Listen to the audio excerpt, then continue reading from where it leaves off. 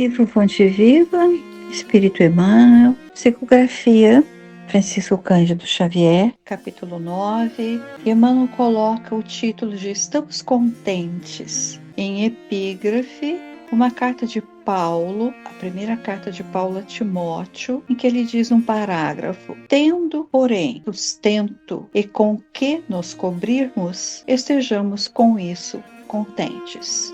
E Emmanuel então comenta: o monopolizador do trigo não poderá abastecer-se à mesa senão de algumas fatias de pão para saciar as exigências da sua fome. O proprietário da fábrica de tecidos não despenderá senão alguns metros de pano para a confecção de um costume destinado ao próprio uso. Ninguém deve alimentar-se ou vestir-se pelos padrões da gula e da vaidade, mas sim de conformidade com os princípios que regem a vida em seus fundamentos naturais. Por que esperas do banquete a fim de oferecer algumas migalhas ao companheiro que passa faminto? Por que reclamas um tesouro de moedas na retaguarda para seres útil ao necessitar? A caridade não depende da bolsa, é fonte nascida do coração. É sempre respeitável o desejo de algo possuir no mealheiro para socorro do próximo ou de si mesmo, nos dias de borrasca e insegurança. Entretanto, é deplorável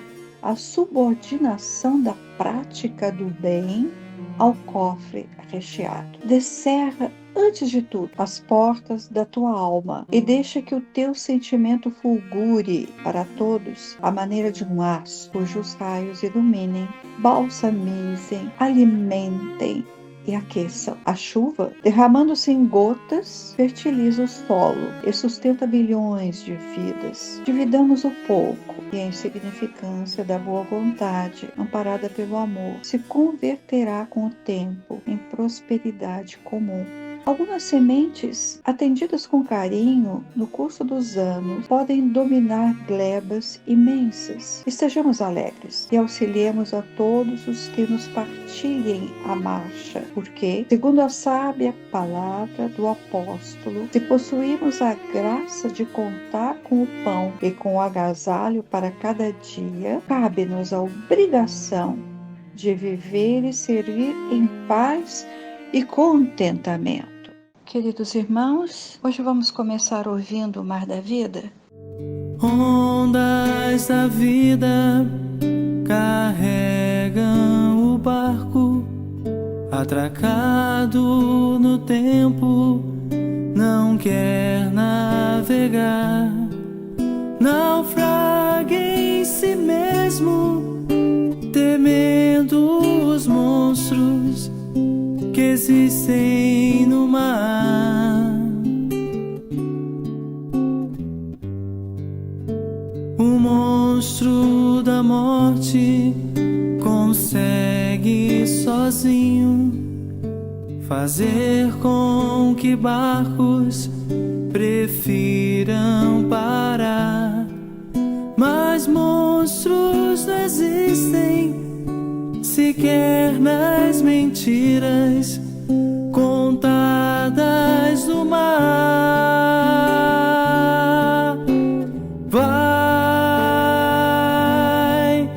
enfrenta as tormentas do além-mar,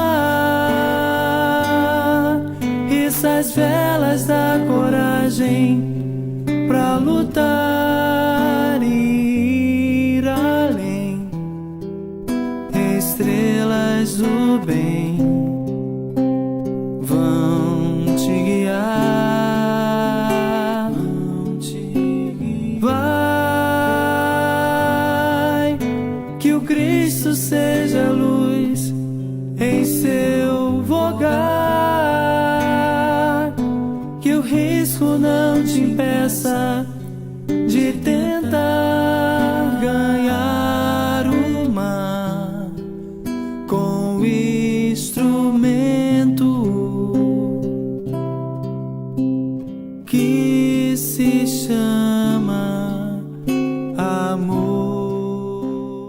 Que não sejamos, Senhor Jesus, nessa existência, como já fizemos em tantas outras, que não sejamos os barcos ancorados nos portos da vida, mas que tentemos descobrir algo mais. Não como os homens procuraram descobrir novas terras através dos mares, mas que procuremos, Senhor, entender o plano de onde viemos e para onde voltaremos um dia. Que o nosso pequeno estudo nos fortaleça a confiança nos desígnios do Pai. Que assim seja. Vamos então aos comentários. Mais uma vez, Emmanuel coloca como epígrafe uma carta que Paulo escreveu, desta vez a Timóteo. Nos capítulos anteriores do Fonte Viva, nós já lemos Epístola de Tiago, nós já vimos 2 cartas aos Hebreus, uma aos Filipenses, aos Coríntios, já vimos o Evangelho de Mateus. E ainda nós vamos encontrar, agora na continuidade deste livro, alguns parágrafos dos Atos dos Apóstolos e do Apocalipse. Na primeira lição do Fonte Viva, que nós estudamos, Emmanuel colocou uma carta a Timóteo, também uma carta a Timóteo, mas foi a segunda carta. Hoje nós temos a primeira carta a Timóteo. Então eu fiquei pensando, o porquê da preferência de Emmanuel ao citar epístolas? Seria melhor ele citar logo os Atos dos Apóstolos, com Lucas?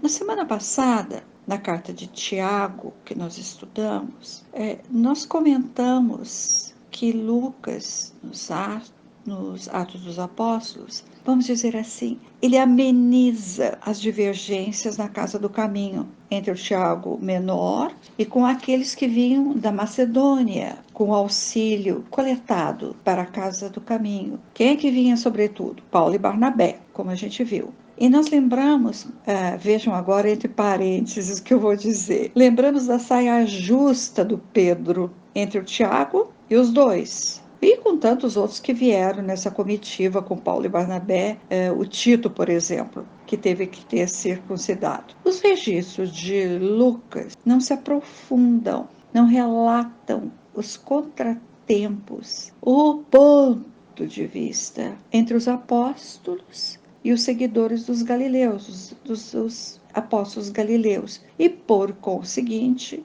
Jesus, aqueles que seguiam a Jesus. Aí nós encontramos o Emmanuel.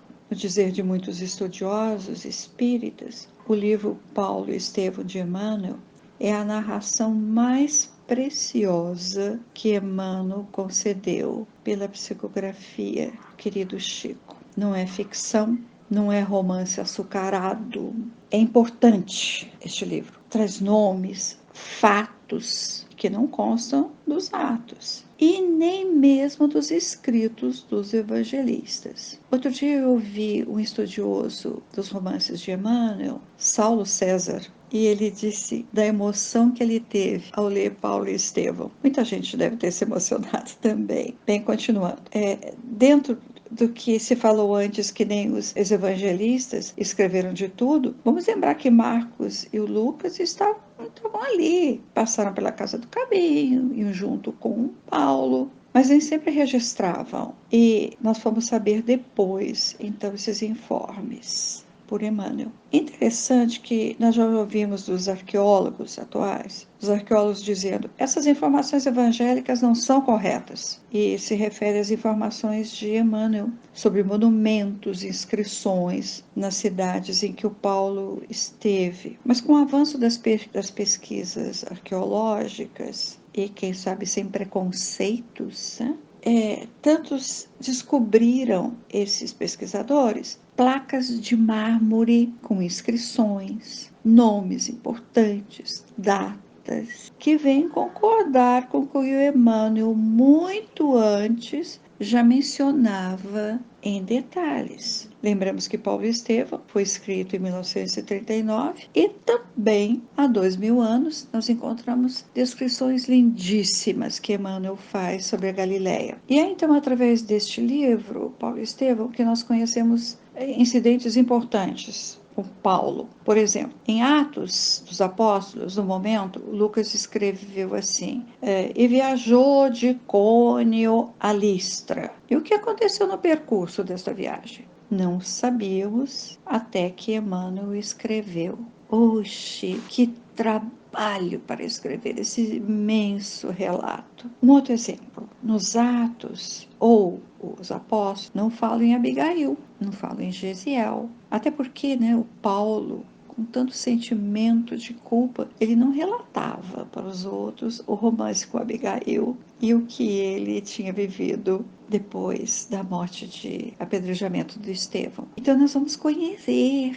depois o maravilhoso roteiro de Abigail a Paulo, que nós conhecemos. Ama, trabalha, espera, perdoa. E vamos conhecer através de Emmanuel. Quando Paulo sai de Tarso, vai para os arredores da cidade, desalentado, porque ele procurou o pai e foi expulso da casa do pai. As informações de Atos dos Apóstolos, escrito por Lucas, terminam na primeira prisão de Paulo em Roma. Assim, os últimos capítulos falam da prisão de Paulo em Cesareia, né, ali junto do Mediterrâneo, o apelo que ele faz a César como cidadão romano e teve direito de apelar, a viagem que faz para Roma, e aí encontramos aquela grande tempestade, o naufrágio que eles sofrem, e quando Paulo diz para os navegadores, é melhor não sair agora, vai haver tempestade. Riram. O que esse homem aí sabe sobre mar? Depois viram que ele sabia, sim. E aí chegam, depois de tantos peripécias e tantos desgostos, eles chegam à ilha de Malta. E um último capítulo do Atos. Paulo em Roma. Ponto. Ponto em Atos dos Apóstolos. Então, Lucas não relata o que aconteceu na segunda vez em que o Paulo foi preso. E nem fala sobre a decapitação. E depois desse preâmbulo feito, histórico, nosso tema, Lucas não relata que Paulo, na segunda prisão, escreve a Timóteo 2 cartas. É natural que Emmanuel reproduza em Fonte Viva, então, tantos parágrafos desconhecidos nos Atos e nos Evangelhos. Porque é por ele, por Emmanuel, pela psicografia e também pelas descobertas das cartas de Paulo, pelo contexto que Emmanuel situa, é que nós conhecemos um pouco mais da continuidade da vida de Paulo. Este grande historiador espiritual, o Emmanuel, nos leva mais perto dos dramas reais do cristianismo primitivo. Sem Paulo, como tantos repetem, as lições de Jesus seriam anexadas aos conceitos judaicos, mas a crença judaica, e não como uma nova revelação, como nós temos agora, uma revelação para a humanidade. E uma revelação, sim, que vem a partir de profetas e de Moisés no Novo Testamento. A revelação de Jesus não foi a que desprezou a antiguidade e os conhecimentos dos judeus. Agora nós nos perguntamos, mas quem foi Timóteo? Nós já nos referimos no capítulo 6, Fonte Viva, que Emmanuel coloca um parágrafo da segunda carta a Timóteo. E nós lembramos que Timóteo representou o filho querido espiritual de Paulo. Paulo conheceu Timóteo em Listra. Nome bonito, mas onde que fica isso? Para que a gente imagine um pouco no mapa, Listra fica lá no centro da Ásia. Imagine Palestina, Fenícia, vão para cima, vão para o norte. Para lá ficava Listra. Como a gente entende bem assim pela voz, não é? Então, Paulo e Barnabé vieram de Icônio, uma cidade em que eles pregaram. Icônio era um centro de tecelagem de lã. E eles saíram da cidade numa situação muito penosa, perseguidos, como muitas vezes aconteceu. Mas ao saírem, eles receberam uma carta de recomendação de um homem em Icônia, um homem convertido por Paulo, um nome bem grego, Onesífero. Onesífero escreveu para sua irmã Lloyd, em Listra, para que recebesse os dois. Lembramos de Lloyd, não é? Era uma viúva de um abastado grego, e de Eunice, que também havia casado com um outro grego, pagão, claro. E na casa das duas, eles foram muito bem recebidos e se restabeleceram dos grandes problemas da viagem que enfrentaram. E Paulo conhece ali um adolescente de uns 13 anos, inteligente, curioso, e que conhecia todas as leis de Moisés, porque fora ensinado pela avó e pela mãe, que eram judias. Paulo encanta-se com o adolescente Timóteo e pela compreensão que logo se faz em Timóteo ao que ele ouvia das lições de Jesus através de Paulo. Um tempo em Listra, também Paulo e Barnabé saem perseguidos, uma longa história, mas Timóteo entra na vida de Paulo. Quantos episódios marcantes entre Paulo e Timóteo? Em quantas cidades estiveram juntos? Inclusive em Éfeso. Mas na segunda prisão de Paulo, a perseguição de Nero, vamos lembrar que Nero incendiou Roma, pensando em reconstruir, tirar o que a gente diria hoje, as favelas de Roma e construir monumentos. Afinal, ele tinha dinheiro conseguido dos povos que eram submetidos à lei romana, então ele incendeia Roma, mas o incêndio alastra muito mais do que ele pensava, não é? Como nós sabemos. E ele acusa os cristãos para poder dizer por que havia aquele terrível incêndio. Então, nessa segunda prisão, Paulo foi aprisionado porque estava a perseguição muito séria aos cristãos. Timóteo esteve com ele. E Paulo, entendendo que chegava ao final da sua missão, lembramos que ele diz nesse momento, combati o bom combate, ele então escreve 2 cartas a Timóteo, incentivando, orientando e demonstrando seu afeto por aquele filho querido através das saudações iniciais que eram comuns assim nas epístolas. Vamos então procurar perceber a razão do texto de Emmanuel em Fonte Viva a partir da carta de Paulo a Timóteo. Então, como nós sabemos, Paulo aprendeu o ofício de tecelão na infância, não é, em Tarso, conduzido pelo pai dele. E quando ele deixa o posto do grande doutor da lei, depois que ele encontra Jesus nas portas de Damasco, e através dos anos ele se reconcilia e se questiona e medita, Paulo não aceitava nas cidades em que ele peregrinava e falava, ele não aceitava que a comunidade judaica, ou nem mesmo os gentios, o sustentassem com o alimento e com a moradia. Procurava logo um trabalho. Empregava-se em tendas de tecelagem de tapetes, que ele conhecia, fazia trabalhos em pelo de ovelhas, e o Barnabé, que estava sempre junto com ele, trabalhava como oleiro. Era uma outra profissão bem apreciada no momento. E sempre, em todos os momentos, em todas as cartas, Paulo exaltou a simplicidade dos costumes, na roupa, na alimentação. Tendo pão, tendo trigo, tendo centeio, já estava tudo muito bom. Assim nós compreendemos mais uma vez que na carta a Timóteo, ele escreveu, como nós vimos no início da nossa lição, tendo, porém, sustento e com que nos cobrirmos, e sejamos com isso contentes. Emmanuel desenvolve a palavra sustento, com que nos cobrirmos. Ele desenvolve para agora, em que, infelizmente, a aparência é elemento essencial. Nós, vamos colocar nós, não os outros, costumamos medir, avaliar o homem ou a mulher pela roupa, pelos objetos que leva, se a bolsa é de grife, a mochila do homem tem marca famosa.